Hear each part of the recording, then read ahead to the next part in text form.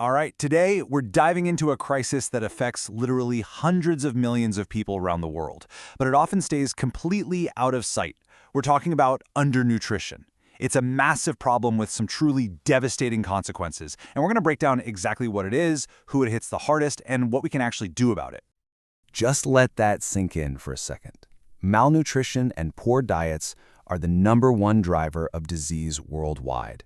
I mean, when you think about the biggest health challenges out there, your mind might go to specific illnesses, right?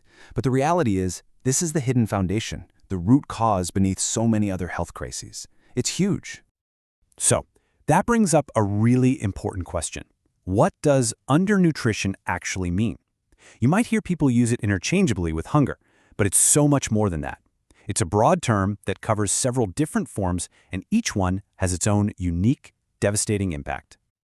Okay, so first things first, let's get our terms straight. To really get a handle on the scale of this problem, we need to understand the three main faces of undernutrition. They might sound kind of similar, but trust me, they represent very, very different challenges. First up, we have what's called wasting. Now, this is the most urgent, the most life-threatening form of undernutrition you can find. Think of it as a rapid, severe weight loss, where a child's weight is just dangerously low for how tall they are. This is the body in full-on emergency mode, and for young kids, the risk of mortality is just incredibly high. Then there's stunting. And this is a much slower, more insidious problem. It's not about weight, it's about height. When a child is too short for their age, it's a major red flag. It's a sign of long-term, chronic nutritional deficits that have already had irreversible effects on their physical growth and, crucially, their brain development. And finally, we've got what's often called hidden hunger, and that's micronutrient deficiencies. So someone might actually be eating enough calories every day, they don't feel hungry, but their diet is completely lacking the essential vitamins and minerals their body needs to build a strong immune system and to grow properly.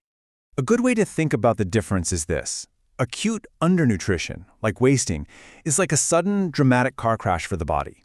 But chronic undernutrition, that's more like trying to run a marathon on a near-empty tank of gas for months or even years. The body might have stabilized at this dangerously low level, but it's still in a state of profound deprivation. So now we've got the definitions down. But who really bears the brunt of this crisis? Let's take a look at the most vulnerable people and the absolutely staggering human cost of all this. Over 20 million. 20 million children, that is the estimated number just in South Asia and Sub-Saharan Africa who are suffering from severe acute malnutrition or SAM. That is more than the entire population of many countries. It's a crisis on a scale that's almost impossible to wrap your head around. And what's really remarkable is that a problem this enormous can often be diagnosed with a surprisingly simple little tool. Out in the field, a health worker can use what's basically a special colored tape measure on a child's upper arm. The color code, green, yellow, red, instantly shows that that child is in the danger zone. It's a brilliant, low-tech innovation that saves countless lives. But it's not just children. The elderly are also at an extremely high risk. And for them, it can be a perfect storm of factors. You've got the body naturally losing muscle mass as we age, appetite disappearing because of depression or changes in taste and smell, and even simple things like poor dental health making it physically hard to eat. It all adds up. So what's actually happening inside the body when it's being deprived of the nutrition it needs? Well, it's a fascinating and, frankly, a frightening process. The body essentially goes into a state of emergency, a kind of low-power mode to survive. The body's response is honestly a masterclass in survival. So, step 1, it burns through all its quick-access energy stores, which leads to that rapid weight loss. Then, step 2, it realizes this isn't sustainable, so it hits the brakes. The core metabolism slows way down to conserve every bit of energy for vital organs.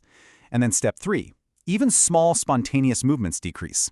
The body's doing everything it possibly can to make every last calorie count. But the most dangerous impact is the one you can't see. While all these hormonal shifts are happening to keep the brain fed, the immune system is being dismantled. The body simply can't produce enough defense cells, creating a state of what's called acquired immunodeficiency. This leaves the person completely vulnerable to infections that a healthy body would just fight off without a problem.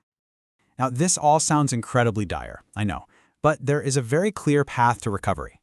The good news is we know how to fix this. So let's look at the principles of treatment and how we can reverse this damage. The road to recovery has two critical goals, and you have to do them in the right order. First, you have to stop the downward spiral. That often means treating other illnesses, like sepsis, that the weakened immune system just can't handle.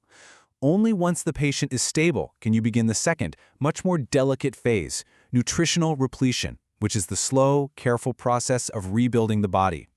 And that rebuilding process, it's a precise science. It's not just about dumping calories in. The body needs carefully managed protein to rebuild tissue.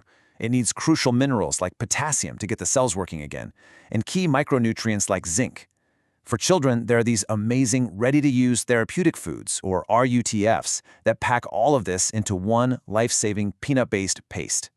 So we've seen the devastating impact on individuals, and we've seen the path to recovery. But let's zoom out.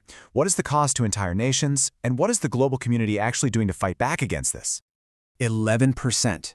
Get this, that is the estimated annual GDP loss across Asia and Africa because of undernutrition. This isn't just a health crisis, it's an economic catastrophe that traps entire nations in a cycle of poverty and holds them back from reaching their full potential. And just to put that 11% into perspective for you, that economic hit is bigger than the impact of the 2008 global financial crisis. Think about that. It just shows you how deeply devastating and far-reaching the consequences really are. So, in response, the World Health Assembly has set some really clear, measurable goals. And the strategy is smart, it's comprehensive. It targets specific issues like stunting and wasting in kids, it goes after anemia in women, and it promotes protective things like breastfeeding. It's a multi-pronged attack on the root causes of malnutrition. Which really brings us to the final and most critical question of all. The science is clear, the solutions, they exist. The global goals have been set. The challenge that's left is one of collective will and commitment. So will the world rise to meet it? That's the question we'll leave you with today.